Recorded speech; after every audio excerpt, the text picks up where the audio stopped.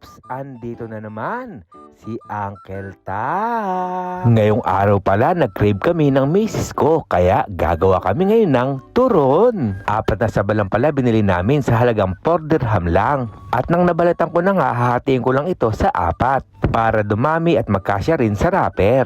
At nang nahiwa ko na nga na maliliit ng ganito, ilalagay ko naman ito sa isang plato na may asukal. Iko-coat ko lang siya dito para sa ganun matamis. Nang nalagyan ko na nga pala ang lahat, maghihimay naman ako ng wrapper.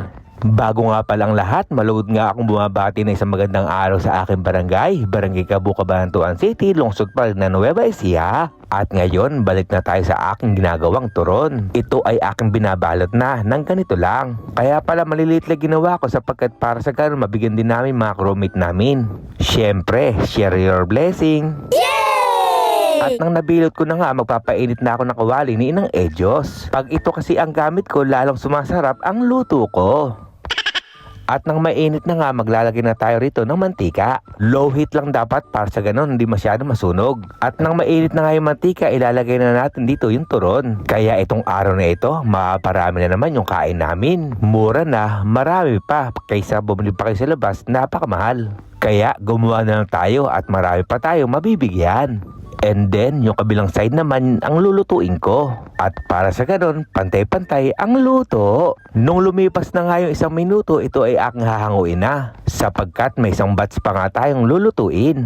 Ilalagay ko lang ito dito sa malinis na plato. At magsisimula ulit ako magprito. Sa tingin ko pa lang, ako ay natatakam na. Kaya yung aking ginawa ay tikiman time muna. Tara mga uncle, samahan niyo muna akong kumain. Sa unang kagat, kainit pero malasa. Ngayon, itong second batch, aking bibilingin na ulit. At yung kabilang side naman yung aking lulutuin. At nang lumipas na nga 1 minuto, ito ay aking hahanguin na nga. At ito naman ay dadalhin ko na sa kwarto. Doon nga kami kakain. Huwag kayong mag-alala at nakapagtabi na rin ako dyan sa mga ka-roommate namin.